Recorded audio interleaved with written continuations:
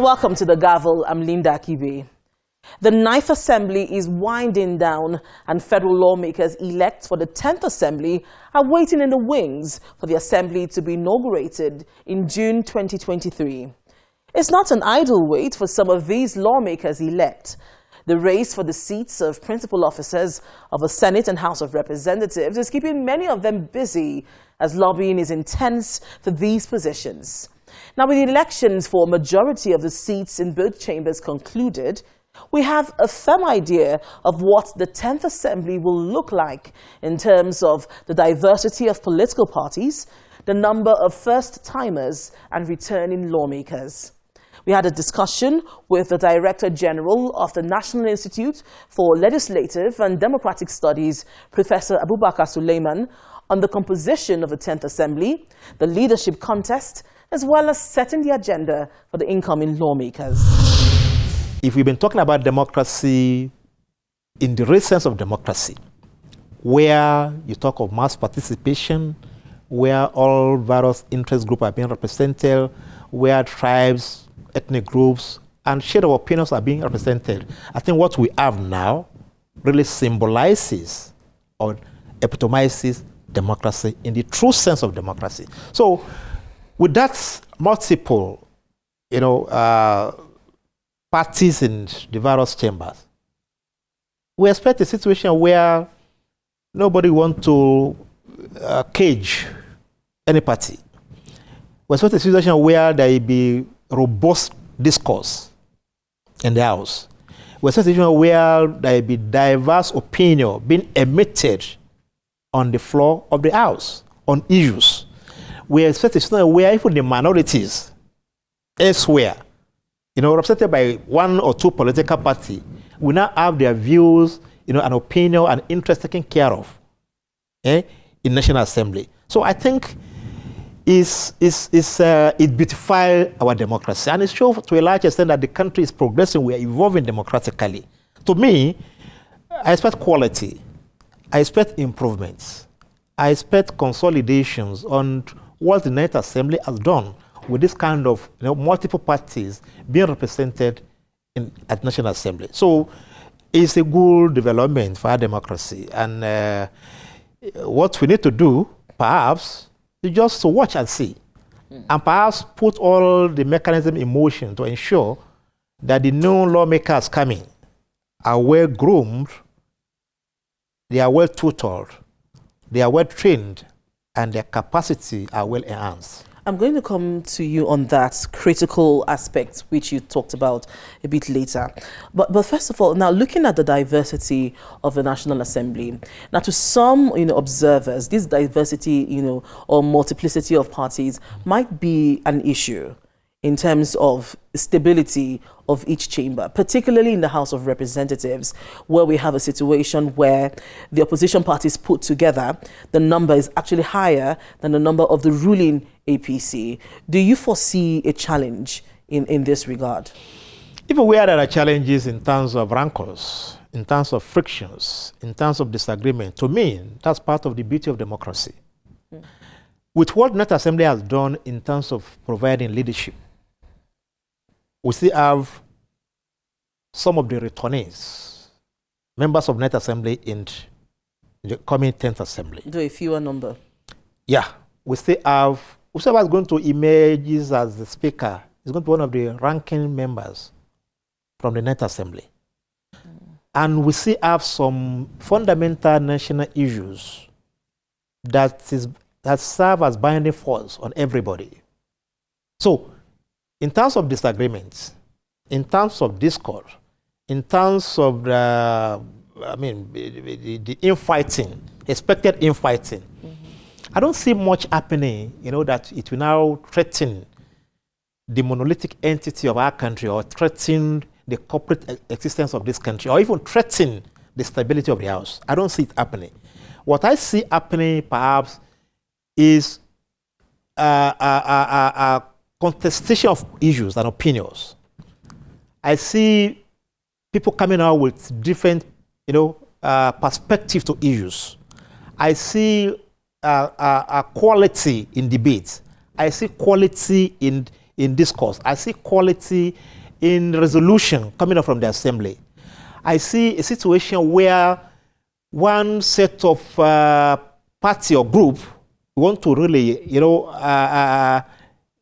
dominate, the trends and the dynamics in National Assembly. So I really don't see, from what we have seen in the 8th Assembly, the improvement in the 9th Assembly, and the kind of stability experience. Okay, for instance, would they not come and say they want to change the budget cycle? No.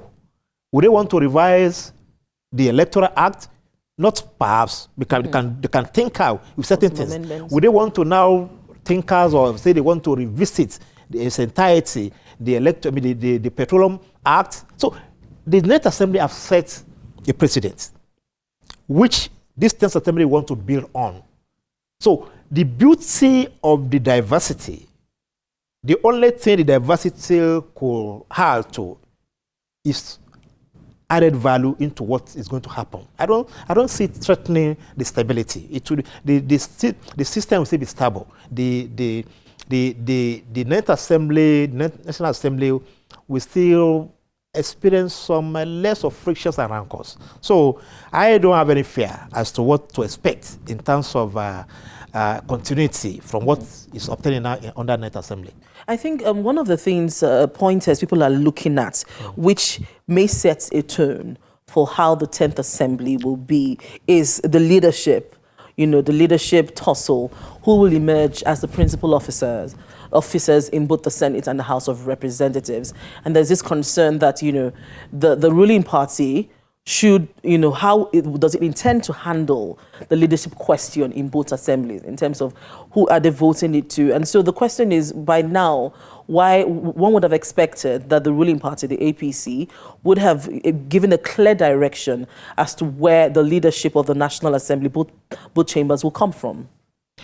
Yeah, I think that aspect is a bit tricky because, one, the leadership of APC, for instance, they wouldn't want to repeat what obtained under 8th Assembly.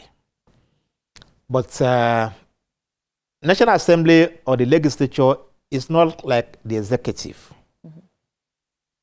It's not like, it's highly partisan at times. But when it comes to issue of leadership, there are so many variables being considered. For instance, you talk of the ranking, you talk of competence. Then you have to consider balancing. Which is very critical. It's very critical. But what is coming up now, yes, we have a situation where the polity is now being overeaten. There's tension in the land. People believe a certain section of the country is being marginalized. They are not part of it. And the other people are saying, look, if you are to consider, for instance, the Southeast, to take the third shot, or to be Senate president, according to some of the views in the APC circle, what have they brought on board? But again, we can't do what we used to do in the last 4 years, where perhaps we believe certain section, because they've not given us votes, they won't be considered. So I think that section of the country is one possibility, is an assumption, is a hypothetical deduction. Perhaps in the way, in the rationality of what they should do as APC, they must look at that section of the country. South-South, Southeast. Can we just ignore the two geopolitical zone in our calculus of what to do in 9th Assembly leadership? I think it's one possibility. The secondly, and what's very fundamental too anyway, is the Northwest. Because when you talk of the northern part of the country generally, we have 3 geopolitical zones. People believe the Northeast has been represented. They have the vice president slots. Now, some believe when you say you have taken care of the North, to a large extent, you have taken care of the North, but they believe you have not taken care of the Hausa Fulanis. They believe the vice president is from the Kanuri. According to them, that's a minority from the North. So the chunk of the votes, according to the proponents of the Northwest Senate presidency, is that the chunk of the votes from the North come from the Northwest. And when you talk of the Hausa Fulani, that is where you see the Hausa Fulanis in the country. So they believe they need to be well represented. That giving them the vice presidency, yeah, you have given it to the Northeast, you have given it to the Kanuri. And most importantly, they believe a vice president is at the mercy of the president. When the president decides to use and drum a vice president, he can do it. So the question is that, is vice presidency slot, is that the only thing we give to the North? So there are that questions. Then thirdly is the North Central, who believe they have all along they have been the one brokering everything. And they need to be considered. But of all the three or the two geopolitical councils in the North, I have the belief that if any, perhaps, should be considered, either in the leadership of Senate presidency or speaker, we do respect the Northwestern geopolitical zone, they stand a chance. Why? Because some proponents believe that the North Central has the party chairmanship. And to them, that has been taken care of. The secondly, some believe in the leadership hierarchy of Senate presidency in Nigeria. They've occupied more than any other geopolitical zone in the North. So the point I'm making here is that in the rationality or the calculations of the APC in deciding who or which geopolitical zone should get the speakership and the Senate presidency, I think the Southeast and the Northwest stand better chance than any other geopolitical zone. In this conversation about, who will emerge the leadership, members of leadership of the Senate and the House of Representatives, we don't hear much about the issue of competency and capacity. The discussion is largely limited to zoning, where this person is coming from, and religion. Does this not, worry you as a member, as a DG of NILS, who is interested in the capacity building of lawmakers? As an institute, I think we are much bothered. And for the past 5 or 6 months of thing, we have been talking. We have been advocating the competence, capacity should be basis of selecting leadership, especially when it comes to National Assembly or the legislature generally. The institute was worried. For instance, when you look at the high turnover rate, when some seasoned parliamentarians were denied tickets in their various parties. And since that time, we have been talking, we have been speaking on how to really, stop this kind of what I refer to as executive rascality. Because most of these senators that were not returning, or most of the House members that were not coming, they were not coming out on account of their constituent denying them, but because some of the governors believe, no, you have to wait, you can't go, for one reason or the other. And we said the beauty of democracy, especially parliamentaries, system when it comes to issue of debate in the House, is to have more experienced, vibrant, competent parliamentarians. You have a parliamentarian who has moved about maybe 20-something bills, a motion, and through him, will be passed about 10 bills in next assembly. He has been very vibrant in representations. He has been very vibrant in oversight. He has been very vibrant when it comes to discussion in chamber. So, and all of a sudden, such a senator is not coming back again. It's a worrisome development. So again, we want to appeal to the lawmakers, especially the incoming senators and House of Rep, that in their perception of who should clinch, the speakership and Senate presidency, in their perception of the principal officers of both houses, the issue of competence and capacity should be a priority. You're welcome back to the Gavel. Let's take a look at some of the major activities in the National Assembly during the week. Cannot sit in judgment.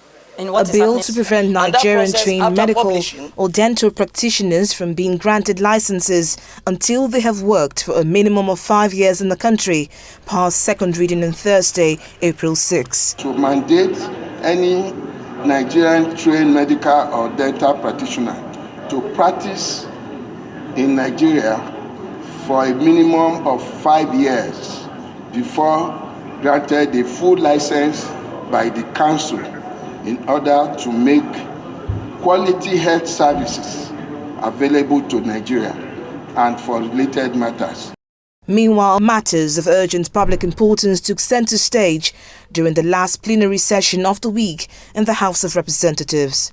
Honorable Unyime Idem wants the House to address an intended breach of the Appropriation Act by the Niger Delta Development Commission. Cognizant that the federal government sent a special request mandating the Ministry of Niger Delta to jointly finance an intervention and humanitarian program of sums running into several billions of naira using the money recovered by the EFCC without budgetary provision.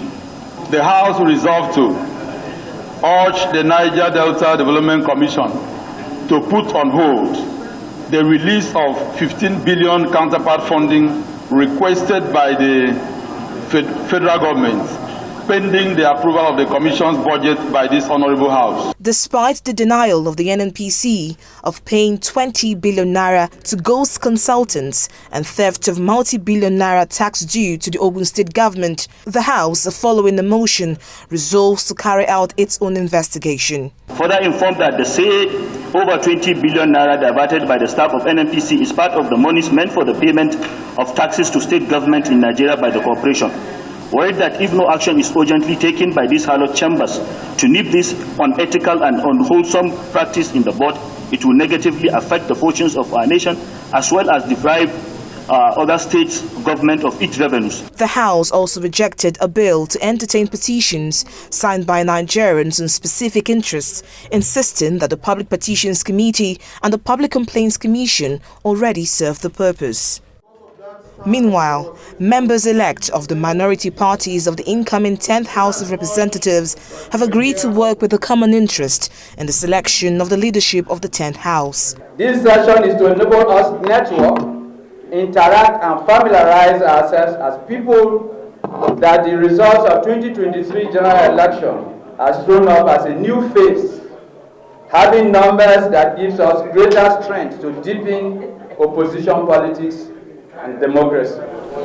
The minority of the 10th House has exceeded the majority of the ruling APC. Fundamentally, the reason why we had to come together, work day and night to see that we bring all the minority party, which is now known as from today the greater majority, together, because we also understand for us to be able to put through our collective interests, for us to be able to protect our ideals as minority parties that fundamentally serves as a check to the ruling party, for us to be able to contribute to nation building, we must come together. For a year and 6 months, the Senate Public Accounts Committee has been inviting heads of federal government ministries, departments and agencies to answer queries of financial infractions in the Auditor General's 2016 report. The committee has concluded work on the report and submits it to the Senate for consideration. In the 2016 report, the Auditor General issued queries to 92 MDAs, 80 of which submitted written responses and appeared before the committee to defend the queries against them. 8 submitted memoranda in response to the queries, but did not appear before the committee, while 4 MDAs failed to either appear or submit written responses to the committee, despite several reminders to that effect. Some of the financial infractions observed by the committee in the report include irregular remittance of IGR by revenue-generating agencies, high incidences of non-remittance of deducted taxes to government coffers by MDAs, diversion of government properties to private use, award of contracts to incompetent contractors. Some key offenders of financial infractions in the report include NNPC, for poor record keeping of uplifting of crude oil to Warri and Kaduna refineries without necessary details or breakdown of what was delivered to the respective companies worth about 102.6 billion naira. National Population Commission for non-maintenance of proper records at its transport section, making it difficult to account for total number and locations of the Commission's vehicles. NDLEA, which overspent 12,986,372 naira capital expenditure. The major concern by the senators is that the executive will not implement its recommendations from its investigation of the Auditor General's reports. From the details you have seen, this is what the Auditor General has gone through. He has extracted. We have given people ample opportunity to come and defend themselves. So anything that is in this report is, a situation where the various people indicted have no excuse. The first line of checking corruption in our country is the Auditor General's office. Thank God you were there before. It will amount to just mounting on issues when we get this report and nothing is done. It's unfortunate that the report comes as observation of the executive. We work on it as National Assembly, as legislature. Then it goes back again to executive for implementation. There's something basically wrong. The Senate resolved to enact a legislation to compel the executive to enforce the implementation of the outcome of the Auditor General's report submitted to the National Assembly for consideration. Meanwhile, the Senate has asked the Bureau for Public Enterprise, BPE, and the Infrastructure Concession Regulatory Commission, ICRC, to urgently reverse the concession of the Zungeru hydroelectric power plants in Niger State. The Senate had in November 2022 asked the BPE to suspend the planned concessioning until its investigation is concluded. Nigeria's history of privatizing power assets has been severely criticized for failing to yield the expected gains, and it's no wonder the planned concessioning of the Zungeru hydroelectric power plants has raised eyebrows in the Senate. When the matter of the concessioning of the power plant was first raised in the upper chamber, lawmakers called for caution, and the Senate mandated its Committee on Power to investigate the circumstances under which the 700 megawatt Zungeru hydroelectric power plant is being commissioned. During plenary on Tuesday, the 4th of April, the chairman of the Power Committee presented a report of the investigation. The concession that has been given, supposedly given, has shortchanged the federal government. Because if I'm taking a plant that I cannot evacuate power from it, of course I'm not going to pay any serious amount. And that is what has happened here. The plant has been concessioned, but it will not be possible to evacuate power from that, because the 132 kVA transmission line that will evacuate power, they have not even started it. The 330 transmission line that was started was stopped because of the insecurity in that area. The floor opened for a debate on the report, and some senators voiced their disapproval. You have invested so much money in building a power plant. Of course, you need to do certain things, testing it, putting a transmission line to evacuate the power. The same thing is not done. And this thing again has been sold for peanuts. This is another Azure Power deal that we will be paying out money monthly and not getting what we're supposed to get. We're not against any entity, Nigerian entity, taking over Zungeru. But Zungeru should be allowed to be completed.